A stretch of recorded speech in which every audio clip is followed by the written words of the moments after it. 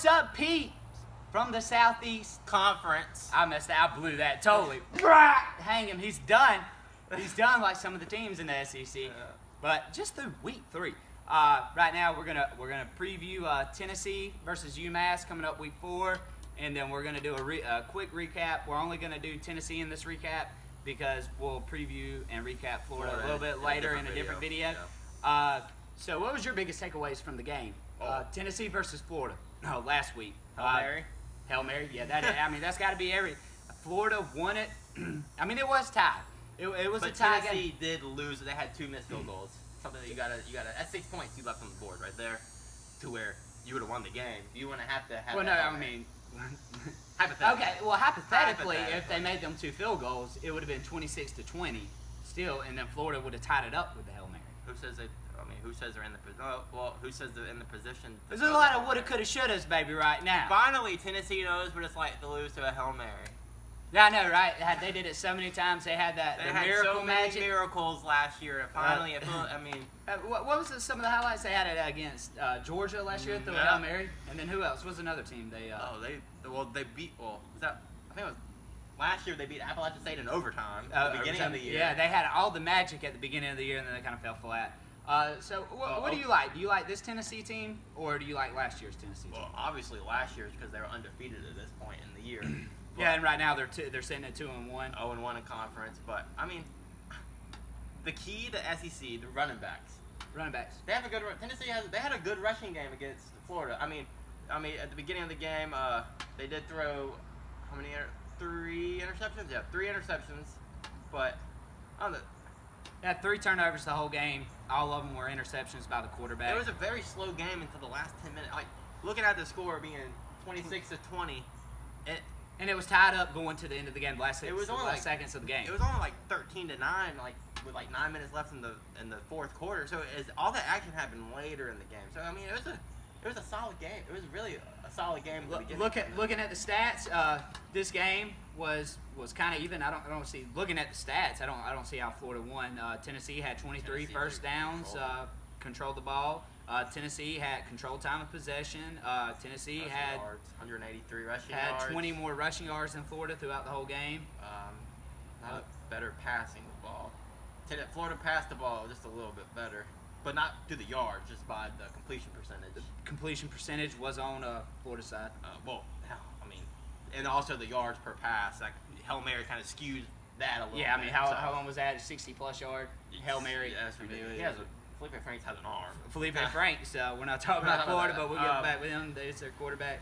They won they lost penalties. That 54 yards in penalties Tennessee did. That's something that we gotta clean up a little bit. I mean, that's not too bad. I mean, as some other SEC teams, which gave up a whole field, a whole 113 yards. Yeah. Ole Miss did, but we're talking about that in a different video. But they gave up. But that's not too bad. Turnovers, can't have 3 interceptions. If they don't have those 3 interceptions, do they win the game?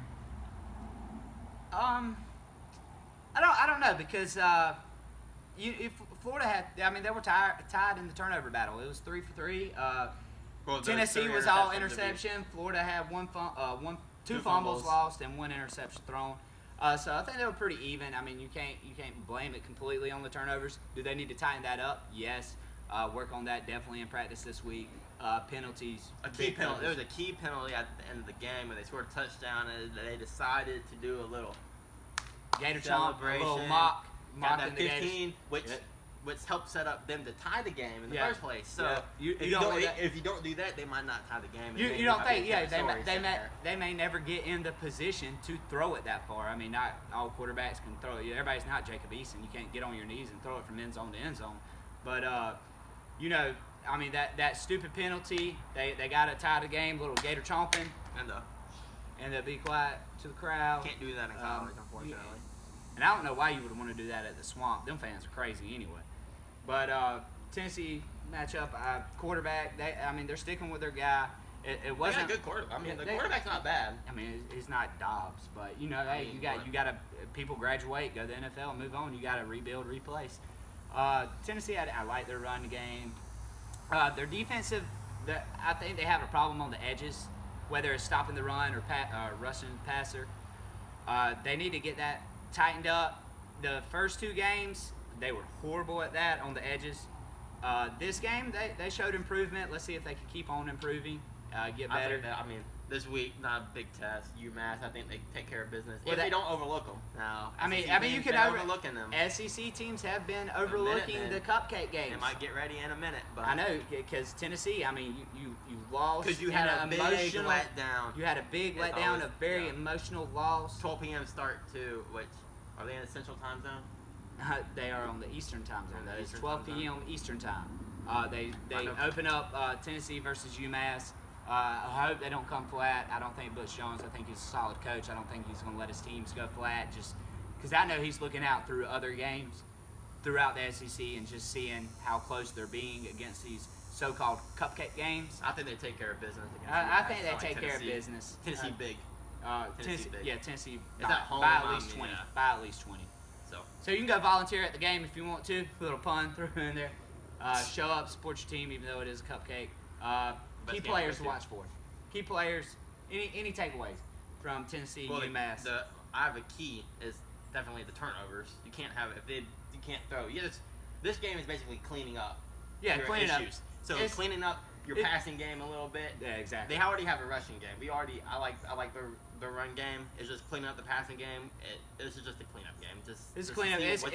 It's putting what Butch Jones practiced on all week this week. It's putting it into effect against. And you look towards next week. I mean, you develop towards next week too. Like you try some things. You try some things, and you want to get the penalties cleaned up. You want to get the turnovers, turnovers cleaned up. So, yeah.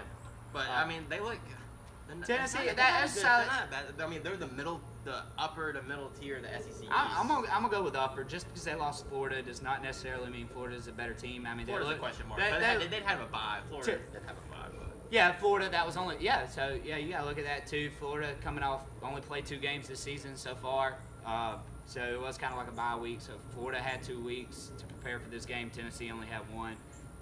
They looked pretty even throughout the game. Time of possession was even. Rushing was even. Passing was pretty even. The whole game was a slow, equal game for both sides. It was a good game. It was an SEC game. It was an SEC game. We'll see if Tennessee can bounce back. And if they can, I mean, because don't count them out, man. Another story. I was watching the game and I heard a story that Butch Jones actually invited the parents from evacuees, the players that were in Florida. He invited the evacuees to come up and spend the week with them and fed them, and they took them back to the game. I thought it was a good gesture. That's a great gesture. Yeah, I mean, especially people that were affected by the hurricane. Yeah, because I mean, you got people not only in Texas, but then the Irma just hit. Yeah, a lot of players, especially in Florida, where you got a lot of recruits. Where they're from, that's their home, and then they can't contact their family and stuff like that. Exactly. So it was a good game. I'm glad Florida won. Something in Florida, this whole state, it was kind of nice. But you did pick Tennessee last week. I did pick Tennessee to win, but I didn't think. I mean, they would have won if there was no Hail Mary. But you can't take it away. Football's football, baby. So, I went with Florida. Sorry, Tennessee fans. I'm going with you this week, though. Big. Well, you should. I'm going with you this week. I don't think your season's over. I don't think your season's over. You're still in contention for the East.